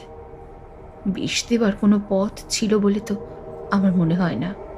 কেন আপনার এমন ধারণা হচ্ছে মাধবী দেবী? আমার স্বামী তো বাইরের খাবার খেতেন না একেবারেই। তাছাড়া বিড়ি সিগারেটও উনি খান না। তাহলে এই কথা শুনে ব্যোমকেশ কিছু একটা ভাবতে লাগলো, আর কিছু বলল না ওনাকে। মাধবী দেবী আবার নীরবতা ভঙ্গ করলেন। উনি বললেন, আমি জানি ব্যোমকেশবাবু, পুলিশ ওনার মৃত্যুকে সিরিয়াল কিলিংয়ের অংশ বলে ভাবছে। বড়বাবু আমায় সে কথা বলেছেন, কিন্তু গোপনীয়তা রক্ষা করতে আর কিছু জানাননি। তবে এটা বলেছেন যে ওকে নাকি অনেকটা নিকোটিন খাইয়ে হত্যা করা হয়েছে। কিন্তু তা কে খাওয়ালো আর কেনই বা খাওয়ালো কিছুই তো মাথায় আসছে না ব্যোমকেশবাবু। ওনার মুখে এই কথা শুনে আমিই বলে উঠলাম, আপনি অজিতের সান্যাল বলে কাউকে চেনেন দিদি? না তো অমরজিৎ বাবু, এ নামে তো কাউকে চিনি না। এরপর আমি কিছু একটা বলতে যাব, তখনই আমাকে থামিয়ে ব্যোমকেশ বলে উঠল, মাধবী দেবী, একটু মনে করুন তো ভালো করে, আপনি পঞ্চানন মাস্টার বলে কাউকে চিনতেন বা তার নাম শুনেছিলেন? নামটা শুনে যেন ভদ্রমহিলা কিছুটা থতমত খেয়ে গেলেন। তারপরে একটু ভেবে নিয়ে বললেন, হ্যাঁ ব্যোমকেশবাবু, মনে হয় জানি লোকটাকে, কিন্তু এখন তো সে আর বেঁচে নেই। আমরা জানি মাধবী দেবী, আপনি ওনাকে নিয়ে কি কি জানেন এবং আপনার স্বামীর সঙ্গে ওনার কি সম্পর্ক ছিল তা আমাদের একটু খুলে বলুন প্লিজ। মহিলা একটু গুছিয়ে নিয়ে আবার বলতে শুরু করলেন, পঞ্চাননবাবু একজন অঙ্কের মাস্টার মশাই ছিলেন। তার সাথে আমার স্বামীর সম্পর্ক সেরকম কিছু ছিল না, তবে মাঝে মধ্যে উনি আমাদের বাড়ি আসতেন। এর কারণটা একটু অন্যরকম। আসলে আর্থিকভাবে উনি খুব একটা সচ্ছল ছিলেন না, তাই মাঝে মাঝে নিজের জিনিস বাঁধা দিয়ে আমার স্বামীর কাছ থেকে টাকা নিয়ে যেতেন। আচ্ছা বেশ, কিন্তু এই সম্পর্ক কি নষ্ট হয়ে গিয়েছিল কোনো কারণে? হ্যাঁ ব্যোমকেশবাবু, হয়েছিল। তা কি ছিল সেই কারণ? হ্যাঁ, আমার যতটা মনে পড়ছে তা আজ থেকে বছর 25 আগের কথা। একবার হঠাৎ ওই পাঁচু মাস্টার এলেন আমাদের বাড়িতে। চোখে তার জল, কাঁদতে কাঁদতে আমার স্বামীকে এসে জানান তার অনেকগুলো টাকার খুব দরকার। আমার স্বামীর কোনো আপত্তি ছিল না তাকে অর্থ দিতে, কিন্তু তখন ওনার কাছে বাধা দেবার নাকি কিছুই ছিল না, তাই আমার স্বামী ওকে অর্থ দেননি। সেই থেকেই সম্পর্কে ফাটল। বুঝলাম, কিন্তু উনি সেই অর্থ কেন চেয়েছিলেন তা কি আপনি জানেন মাধবী দেবী? ঠিক জানি না, বা তখন শুনে থাকলেও এখন মনে পড়ছে না ব্যোমকেশবাবু। তবে যেটুকু স্মৃতি ঘেঁটে বের করে আনতে পারছি তাতে করে উনি কোনো বিষয়ে উকিল ধরার জন্য টাকাটা চেয়েছিলেন, কিন্তু পরে উনি কেসে দোষী সাব্যস্ত হন আর জেলে তার মৃত্যু হয়। ঠিক আছে মাধবী দেবী, আপনি আমাদের খুব বড় এবং খুব গুরুত্বপূর্ণ কিছু তথ্য দিলেন, অনেক ধন্যবাদ আপনাকে। আজ আমরা উঠি। ব্যোমকেশবাবু, হ্যাঁ দিদি বলুন। কেসটার একটা কিনারা হলে আমাকে অনুগ্রহ করে জানাবেন ব্যোমকেশবাবু। কে খুনি তা হয়তো আমরা বুঝতে পেরেছি দিদি, কিন্তু এই মুহূর্তে আপনাকে তা জানাতে পারবো না। আর সত্যি বলতে খুনিকে আমি নিজেও চিনি না, তাই সে ঠিক আছে ব্যোমকেশবাবু, আপনি তদন্ত মিটলে আমার বাড়ি আসবেন। এরপর সেখান থেকে বিদায় নিয়ে আমরা ওই পাড়ার চারিদিকটা একটু ঘুরে দেখতে লাগলাম, কারণ ব্যোমকেশ খুঁজছিল পাড়ার সেই ছেলের দলকে যারা গজপতি বাবুকে ডুবে যাওয়ার সময় জল থেকে তুলে এনেছিল। একটু জিজ্ঞাসা করতেই দলের একটি ছেলেকে পাওয়া গেল। তাকে ব্যোমকেশ সব কিছু খুঁটিয়ে খুঁটিয়ে জিজ্ঞেস করতে লাগলো। তার থেকে যে যে তথ্য জানা গেল তার মধ্যে একটা বিষয় অত্যন্ত গুরুত্বপূর্ণ, সেটাই আমি না হয় বলি। ছেলেটি জানালো যে গজপতিবাবু ওই পুকুরে আসার পূর্বে একটি নির্দিষ্ট দোকান থেকে পান খেতেন। যেদিন উনি জলে ডুবে গেলেন সেই দিন উনি আসার বেশ কিছুক্ষণ আগে থেকেই এক ব্যক্তি তার জন্য হাতে পান নিয়ে ওই পানের দোকানের পাশে অপেক্ষা করছিল। গজপতিবাবু এলে ওই লোকটি তার সাথে কথা বলা শুরু করে। কী বিষয়ে কথা হচ্ছিল তা অবশ্য ওই ছেলেটি জানে না। লোকটির পরনে ছিল একটা কালো রঙের শার্ট, মাথায় ছিল টুপি আর চোখে সানগ্লাস। কথা শেষ হলে ওই লোকটি গজপতিবাবুর হাতে একটি পান ধরিয়ে দেয়। গজপতিবাবু সেটি খেয়েছিলেন, তা ওই ছেলেটি দেখেছে। এরপর আর ব্যোমকেশ তাকে সেভাবে কিছু জিজ্ঞেস করলো না। পরে গাড়িতে মডেল তনিমার বাড়ি যাওয়ার পথে ব্যোমকেশ বলেছিল যে সে নিশ্চিত ওই পানের মধ্যেই নিকোটিনের যৌগ মিশিয়ে খুনি গজপতিবাবুকে হত্যা করেছে। তনিমার ঠিকানায় পৌঁছে দেখা গেল জায়গাটা কোনো বাড়ি নয়, বরং একটি ফ্ল্যাট। 3 নম্বর ঘরটি ছিল তনিমার ঘর। সেখানে কলিং বেল বাজাতে দরজা খুললেন তনিমার মা অনিমা দেবী। আমাদের জন্য চা করে এনে তিনি আমাদের সামনে বসলেন। তার চোখ মুখ ফ্যাকাশে, বোঝাই যাচ্ছে খুব মানসিক ও শারীরিক ধকল গেছে তার। ব্যোমকেশই প্রথম নীরবতা ভাঙল। আমি জানি অনিমা দেবী, এই সময় আপনাকে বিরক্ত করাটা আমাদের উচিত হচ্ছে না, কিন্তু আপনার থেকে কয়েকটি প্রয়োজনীয় তথ্য না জানলেও নয়। খুবই অল্প সময় নেব আপনার, অনুগ্রহ করে আমাদের সাহায্য করুন। আপনার মেয়ের মৃত্যু স্বাভাবিক নয়, তাকে খুন করা হয়েছে। কে করেছে তাও হয়তো আমি জানি, শুধু জানি না কিভাবে এবং কেন। এই দুটো উত্তর পেতেই আপনার সাহায্য আমাদের নিতে হবে। অনিমা দেবী অত্যন্ত ভাঙা ভাঙা গলায় বললেন, বলুন। কি জানতে চান আপনি ব্যোমকেশবাবু? দিদি, আপনি কি অজিতেশ সান্যাল বা রথিন রায় অথবা পঞ্চানন মাস্টার বলে কাউকে চিনতেন বা চেনেন? নামগুলো শুনে ভদ্রমহিলা যেন কিছুটা শিউরে উঠলেন। তারপর ভয় জড়ানো গলায় বললেন, হ্যাঁ হ্যাঁ, আমি চিনি ব্যোমকেশবাবু, কিন্তু এদের সবারই তো মৃত্যু হয়েছে। পাঁচু মাস্টার মানে আপনি যাকে ওই পঞ্চানন বললেন, সে মারা গেছে বছর 25 আগে, আর বাকি দুজন চলে গেছেন এই হাল ফিলহালের মধ্যেই। হ্যাঁ, একদম ঠিক বলেছেন অনিমা দেবী। এবার বলুন, আপনার পরিবারের সঙ্গে কি ওদের কারো সম্পর্ক ছিল? আর যদি থেকে থাকে তাহলে সেটা ঠিক কি? অনিমা দেবী মাথায় হাত দিয়ে কিছুক্ষণ চুপ করে বসে রইলেন। আমি বুঝলাম উনি কিছু একটা ভাবছেন। মিনিট দুয়েক পরে তিনিই বলতে শুরু করলেন, ব্যোমকেশবাবু, তিনজনেই এক সূত্রে বাঁধা। প্রায় 25 বছর আগের একটা কলঙ্কময় ঘটনা, কিন্তু এ কথা আপনি কেন জানতে চাইছেন? আমার প্রয়োজন আছে তাই জানতে চাইছি অনিমা দেবী। আপনার মেয়ের মৃত্যুর সঙ্গে যুক্ত বলেই আমার এটা অনুমান। কি বলছেনটা কি ব্যোমকেশবাবু? আমার মেয়ের সাথে এদের সম্পর্কটা কি? সেই সম্পর্ক খুঁজে বের করতেই তো আপনার জবাবটা আমার চাই অনিমা দেবী। অনিমা দেবী আবার কিছুক্ষণ গুম মেরে বসে রইলেন। এরপর তিনি ভাঙা ভাঙা গলায় খুব ধীরে ধীরে যা বললেন সেটা আমি সংক্ষেপে তুলে ধরছি। আজ থেকে প্রায় বছর 25 পূর্বে অনিমা দেবীরা থাকতেন পঞ্চানন মাস্টারের বাড়ির কাছে। পঞ্চানন মাস্টার তার স্বামী অতনু বিশ্বাসের ভালো বন্ধু ছিলেন, কিন্তু একদিন হঠাৎ অজিতেশ সান্যাল পঞ্চানন মাস্টারের নাবালিকা মেয়েকে বিবাহ করার প্রস্তাব দেন এবং মাস্টার তাতে রাজি হননি। তারপর রাগের মাথায় শারীরিক এবং মানসিক নির্যাতন করে মাস্টার মশাইয়ের সেই মেয়েকে হত্যা করে অজিতেশ সান্যাল। এরপর যে বিষয়টা অনিমা দেবীর কথায় উঠে আসে সেটা আরও গুরুত্বপূর্ণ। অজিতেশ সান্যাল নিজের পক্ষে রথিন উকিলকে দাঁড় করিয়েছিলেন। প্রচুর টাকা খেয়ে এবং বিভিন্ন লোককে নানাভাবে টাকা খাইয়ে রথিন উকিল অজিতেশ সান্যালের পক্ষে মিথ্যা সাক্ষী জোগাড় করেন। এই মিথ্যা সাক্ষীর তালিকায় ছিলেন অতনু বিশ্বাস, অর্থাৎ অনিমা দেবীর স্বামী এবং তনিমার বাবা। অনিমা দেবী অতনুবাবুকে বহুবার এই খারাপ কাজ করতে নিষেধ করেছিলেন, কিন্তু তবুও বিপুল অর্থের লোভে রথিন উকিলের ফাঁদে পা দেন অতনু বিশ্বাস এবং ওই কেসের সাক্ষী হিসেবে তিনি বলেন যে নিজের চোখে পঞ্চানন মাস্টারকে দেখেছেন নাবালিকা মেয়েকে হত্যা করতে। এই মিথ্যে সাক্ষীর জোরেই জেল হয় পঞ্চানন মাস্টারের এবং রেহাই পেয়ে যান অপরাধী অজিতেশ সান্যাল। এই নিয়ে অতনুবাবুর সাথে স্ত্রী অনিমা দেবীর বহু বাগবিতণ্ডা হয়েছিল, কিন্তু এরপর সময়ের নিয়মে সবই স্বাভাবিক হয়ে যায়, আর তারপরেই জন্ম হয় তনিমার। তাই সব ভুলে গোটা পরিবার আবারও সুখে শান্তিতে জীবনযাপন করতে থাকে। সবটা শুনে ব্যোমকেশ বলল, অনিমা দেবী, আপনার স্বামী কি মারা গেছেন? হ্যাঁ ব্যোমকেশবাবু, ওই বছর 2 হলো।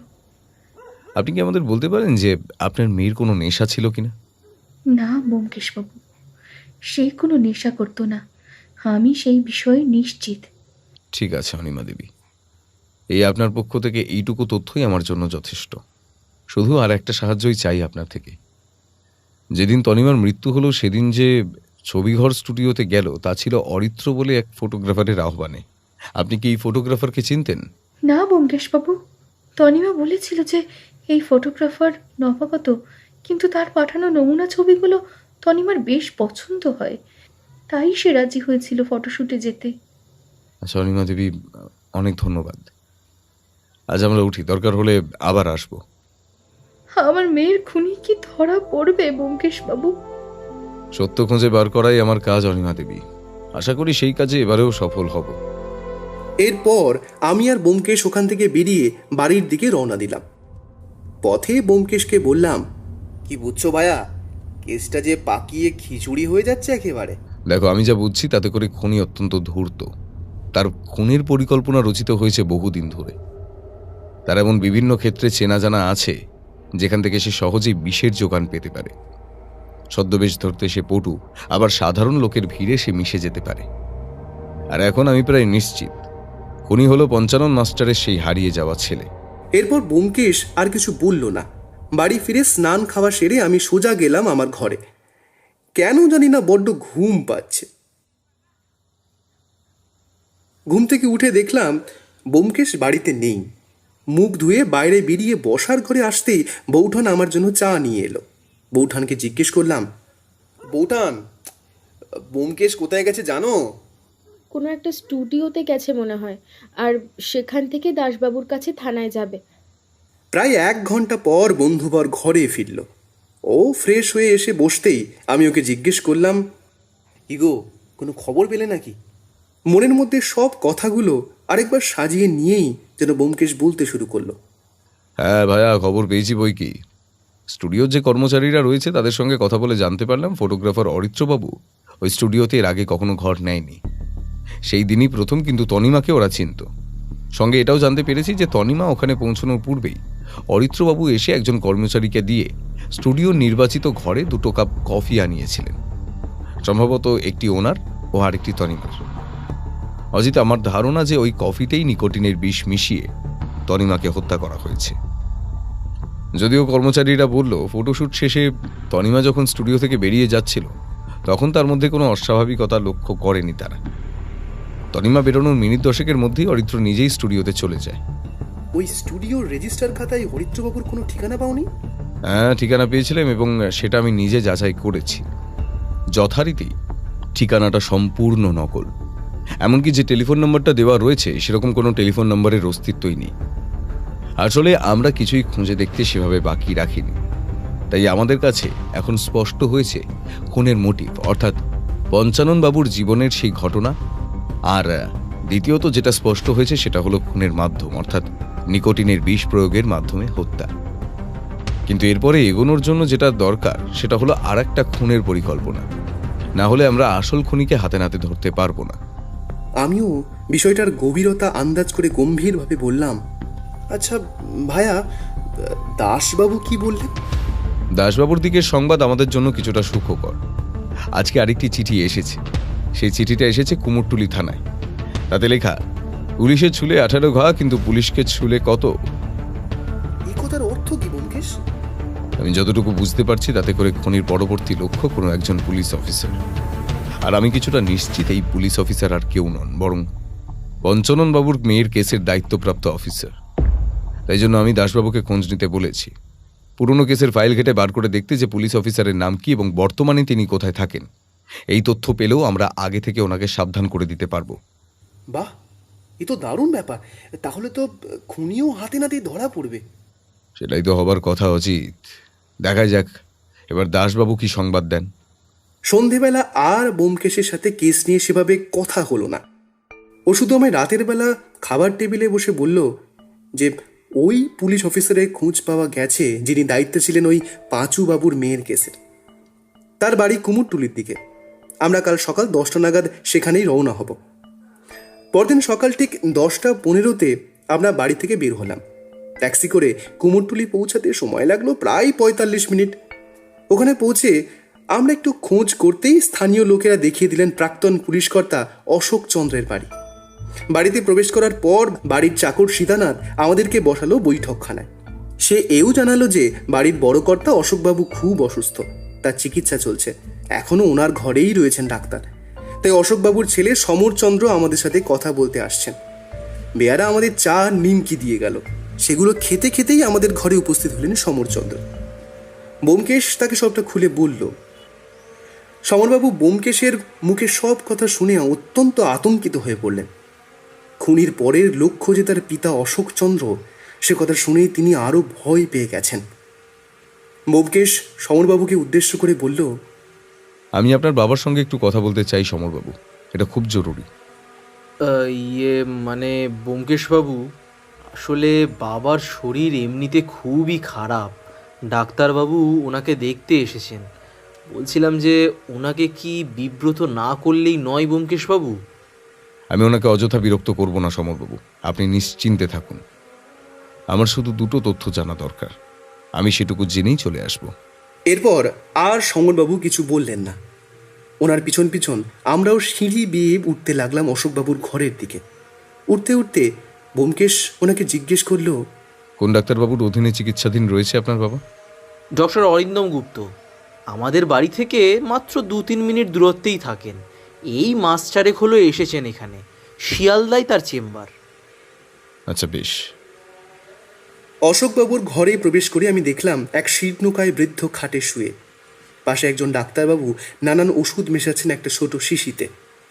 প্রথমে আমাদেরকে ঘরে ঢুকতে দেখে ডাক্তার গুপ্ত কিছুটা চমকে উঠলেন, তারপর নিজেকে সামলে নিয়ে বললেন, আরে এই যে সত্যান্বেষী ব্যোমকেশ বক্সী, তা মশাইয়ের হঠাৎ এখানে আগমনের কারণ? ডাক্তারবাবু নমস্কার। আসলে আমাদের দরকার আপনার রোগীর সঙ্গে, খুব অল্প সময়ই নেব, কিন্তু কয়েকটা গুরুত্বপূর্ণ তথ্য জানা দরকার। বৃদ্ধ অশোকবাবু উঠে বসে দুর্বল কণ্ঠে বললেন, ব্যোমকেশ বাবু, আমার মৃত্যু আসন্ন। আমি খবর পেয়েছি অজিতেশ, রথিন আর গজপতিকেও মেরেছে। এবার আমার পালা। আরেকজন আছে অশোকবাবু, আপনাদের দলের লোক অতনু, তার মেয়ে তনিমাও গত সপ্তাহে খুন হয়েছে। বৃদ্ধ যেন আরো মুষড়ে পড়লেন।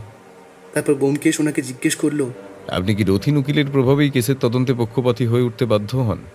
হ্যাঁ ব্যোমকেশ বাবু, ঠিক ঠিক বলেছেন আপনি। আর আর এখন ওই ওই দর্শন, হ্যাঁ দর্শন সরকার, ওই আবার ফিরে এসেছে ওর বাপের প্রতি অবিচারের বদলা নিতে। আমার সময় ঘনিয়ে আসছে। আমি লক্ষ্য করলাম ডাক্তার গুপ্ত কিছুটা অপ্রস্তুত হয়ে পড়ছিলেন এইসব গোপনীয় বিষয় শুনতে শুনতে। দেখুন, খুনের ধরন অনুযায়ী চললে পরের খুন হতে চলেছে আগামী পরশু, তাই কাল সন্ধ্যে থেকেই আপনার বাড়িতে আমি কড়া পাহারা মোতায়েন করব। সাদা পোশাকে পুলিশ এখানেই উপস্থিত থাকবে, কোনোভাবেই অপরাধী আপনার বাড়িতে প্রবেশ করতে পারবে না। ঠিক আছে ব্যোমকেশ বাবু, আপনারা চেষ্টা করুন আমায় বাঁচানোর, কিন্তু মনে হয় না ওই দর্শন আমাকে ছাড়বে। ওর ওর সাথেও তো আমরা কম অনাচার করিনি।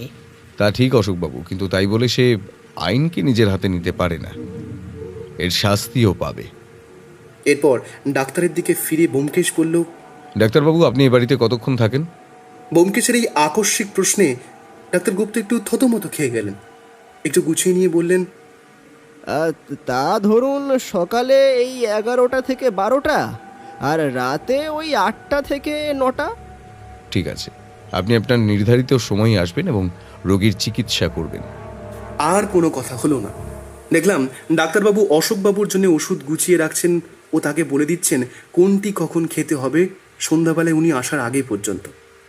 এরপর সমরবাবুকে বিদায় জানিয়ে বেরোতেই যাব এমন সময় ব্যোমকেশ গেল চাকর সীতানাথের সাথে কী সব বলতে। বাড়ি ফিরতে প্রায় দুপুর 1টা বেজে গেল। বাড়ি ফিরে আমি স্নানে গেলাম।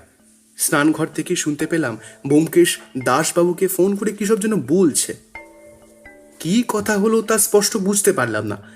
দুপুরের খাওয়া দাওয়া সেরে আমি একটু বিছানায় শুয়ে গড়াতে লাগলাম। দেখলাম ব্যোমকেশ নিজের স্টাডিতে ঢুকে দরজা বন্ধ করে দিয়েছে। বুঝলাম এখন আর টিকিটিও দেখা যাবে না।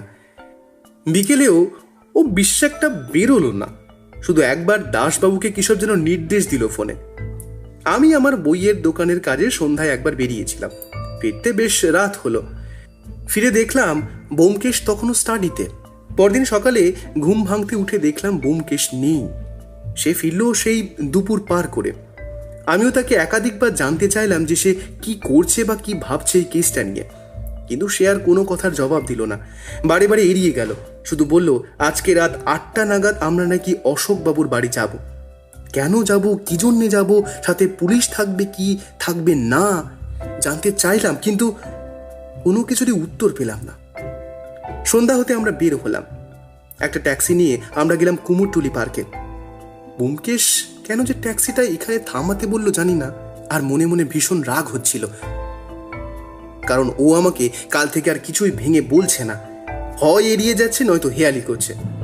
পার্কে বসে থাকতে থাকতে শুধু বেশ কয়েকটা সিগারেট ধ্বংস করা ছাড়া আর কিছুই হচ্ছিল না।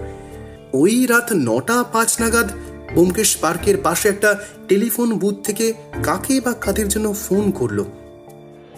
তারপর আমার কাছে এসে বলল, চলো ভাইয়া, এবার যেতে হবে। 10 মিনিটের মধ্যে আমরা অশোকবাবুর বাড়ি পৌঁছালাম। সেখানে যেতেই হন্তদন্ত হয়ে বের হলেন সমরবাবু। সব ঠিকঠাক হয়েছে তো সমরবাবু? আগে হ্যাঁ ব্যোমকেশ বাবু, তা তো করেইছি, এবার আপনি এসে বাকিটা দেখুন। আশা করি আর অল্প সময়ের মধ্যেই খুনি ধরা পড়বে। আমি তো অবাক, কিছুতেই বুঝতে পারছি না হচ্ছেটা কি। খুনি? কে খুনি? ব্যোমকেশ তাকে চিনল কেমন করে? আর খুন হবার কথা তো কালকে, তাহলে আজ এখন হচ্ছেটা কি? এইসব চিন্তা করছি তখনই বাড়িতে প্রবেশ করলেন সুদীপ্ত মুর্মু মহাশয়। এনাকে আমি চিনি, ইনি কলকাতা পুলিশের ফরেন্সিক বিভাগের সদস্য, কিন্তু ইনি এখানে কেন? তাকে দেখে ব্যোমকেশ বলল, আসুন সুদীপ্তবাবু, আসুন, চলুন উপরে চলুন আমার সঙ্গে। আমরা চারজন একসাথে অশোকবাবুর ঘরে গেলাম। দেখলাম ঘর খালি, অশোকবাবু আছেন পাশের ঘরে। ওই ঘরে ঢুকে ব্যোমকেশ বলল, এই যে সুদীপ্তবাবু, এই গ্লাস দুটো নিন। হ্যাঁ হ্যাঁ, এই যে এই দুটো। একটা গ্লাসের গায়ে কাগজ সাঁটিয়ে লেখা সকাল 6টা ও আরেকটিতে লেখা সকাল 8টা।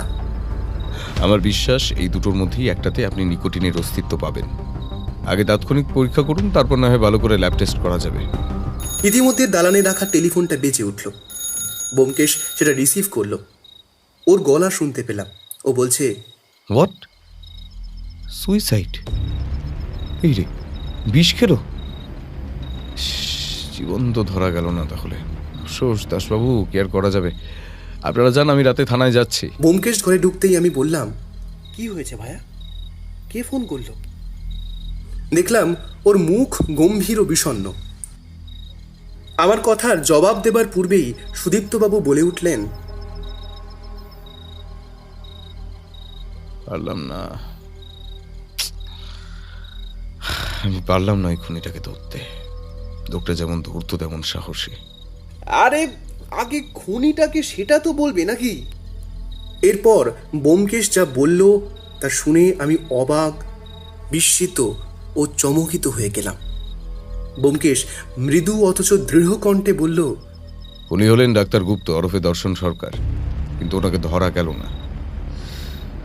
উনি আত্মহত্যা করেছেন, নিজের বিষে নিজেকেই হত্যা।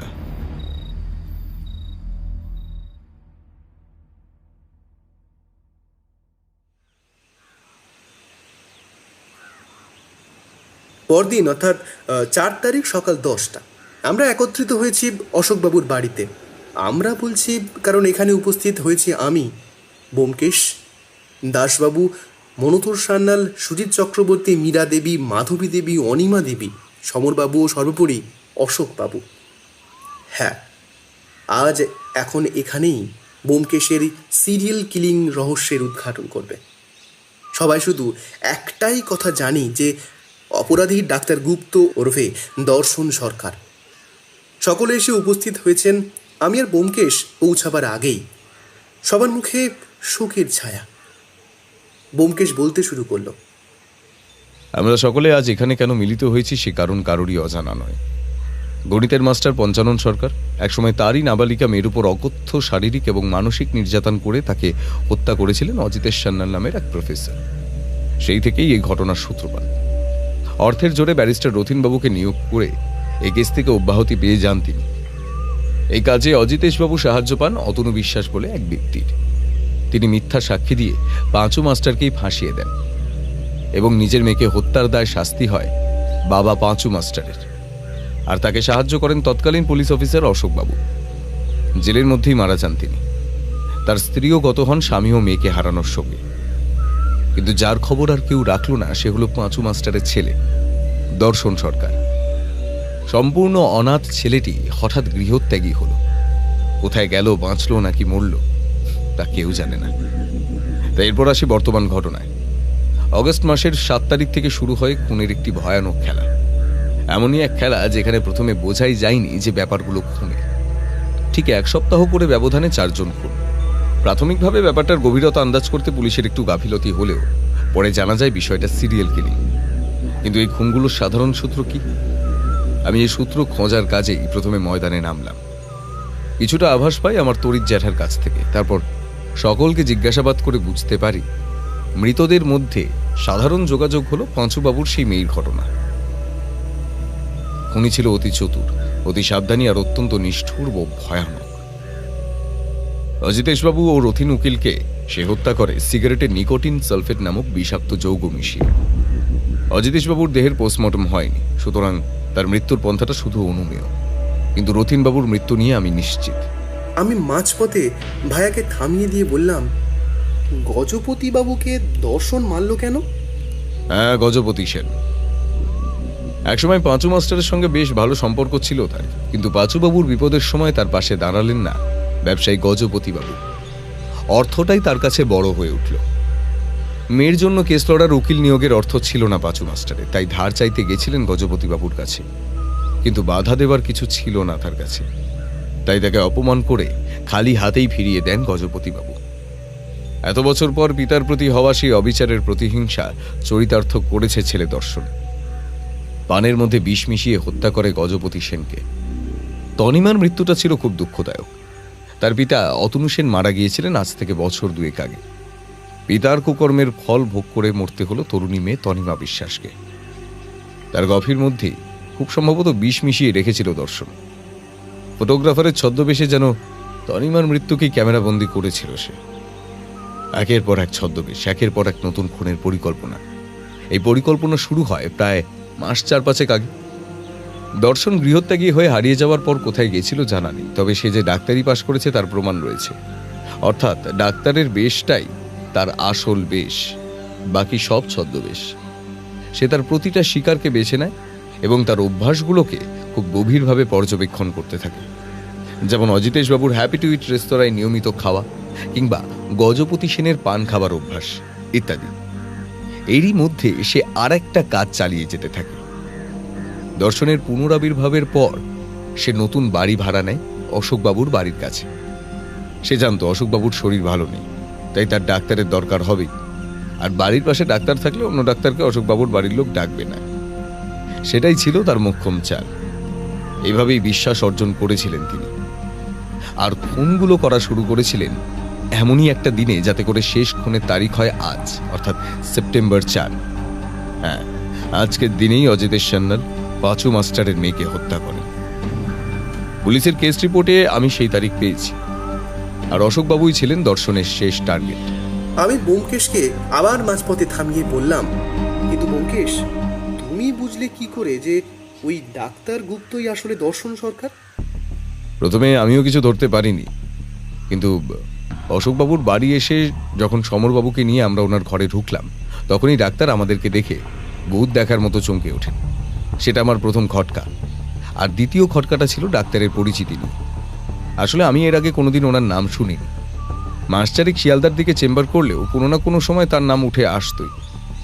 দাসবাবুকে খোঁজ নিতে বলি।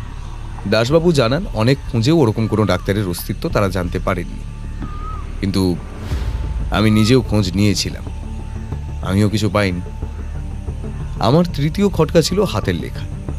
সেটাই আমাকে একরকম নিশ্চিত করে দেয় যে খুনি আসলে ডাক্তার গুপ্তই। অশোকবাবুর ওষুধের নাম এবং তার খাবার সময় লিখে দিয়ে যেতেন তিনি। সেখানকার হাতের লেখার সঙ্গে থানায় যে চিঠিগুলো খুনের আগে পাওয়া যেত সেগুলোর মিলন, তাই সন্দেহ দৃঢ় হলো। সমরবাবু ও চাকর সীতানাথকে বলে দিই যে ডাক্তারের দেওয়া কোনো ওষুধ আর ওনার বাবা অশোককে না খাওয়াতে।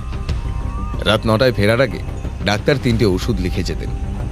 একটা রাতে 11টায় খাওয়ার কথা, আর বাকি দুটো যথাক্রমে সকাল 6টা ও সকাল 8টায় খাওয়ার কথা। আমি নিশ্চিত ছিলাম যে ওষুধে বিষ দিয়েই অশোকবাবুকে হত্যা করবে ডাক্তার। তাই গতকাল রাতে ডাক্তার চলে যাওয়ার পরে আমি ফরেন্সিক দল নিয়ে ওষুধের গ্লাসগুলো পরীক্ষা করতেই তাতে ফল হয়, বিষের অস্তিত্ব মিলেছে তাতে। আমি প্রথম দিন এসে ডাক্তারকে এমনটাই বোঝানোর চেষ্টা করেছিলাম যে তাকে আমরা কোনোভাবেই সন্দেহ করি না, আর তার অবাধ প্রবেশ থাকবেই বাড়িতে রোগীকে দেখার জন্য। এটা আমার ফাঁদ ছিল। ডাক্তার ভাবতেই পারিনি যে পুলিশ তাকে ফলো করবে। এই বাড়ি থেকে উনি বের হওয়ার পরে দুর্ভাগ্যজনকভাবে পুলিশের হাতে গ্রেফতার হবার আগেই নিকোটিন সালফেটকে উনি আত্মহত্যা করেন। অশোকবাবুকে বাঁচাতে পারলেও খুনিকে আমি ধরতে পারলাম না। যদিও আমার বিচারে দর্শন খুনি, কিন্তু আমি তাকে দোষ দিতে পারি না। ছোটবেলায় তার উপর দিয়ে যে ঝড় বয়ে গেছে তা ভেবে আমারও গা শিউরে উঠেছিল। মৃত সকলের সঙ্গে অপরাধ করেছেন শুধু তনিমাকে ছাড়া। আমার কাজ এখানেই শেষ।